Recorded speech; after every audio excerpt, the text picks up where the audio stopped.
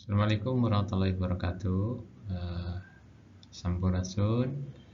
Alhamdulillah tepang di pelajaran bahasa Sunda di kelas 12. Dengan ayeuna Bapak bade ngajelaskeun ada bade mendar ngeunaan artikel.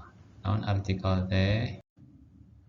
Artikel nyaeta tulisan lepas nu eusina mangrupa opini hiji jalma anu ngajujut hiji masalah nu tangtu sifatna aktual atawa kontroversial kalawan udagan pikeun mere nyaho jeung ngayakinkeun atawa ngahibur halayak nu maca.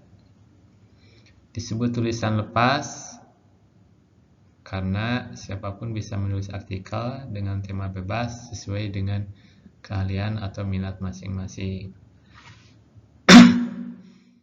Ada juga yang menyebutkan artikel adalah karya tulis lengkap di media bahasa seperti surat kabar, majalah, tabloid, dan sebagainya.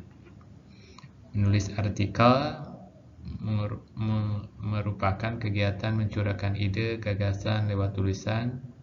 Penulis biasanya ingin menyampaikan informasi, hiburan, informasi, atau solusi mengatasi berbagai masalah. Fungsi artikel wahana diskusi, ngeunaan neangan solusi serta proses aktualisasi jeung eksistensi diri. Hiji, fungsi artikel nyaeta wahana diskusi jeung sosialisasi gagasan. Orang-orang yang memiliki pendapat atau menilai terhadap apa yang dilihat, didengar, dan diamini dapat menyampaikan gagasan atau sikapnya melalui artikel. Yang kedua, sarana kontribusi pemikiran pikeun mere solusi kana hiji masalah.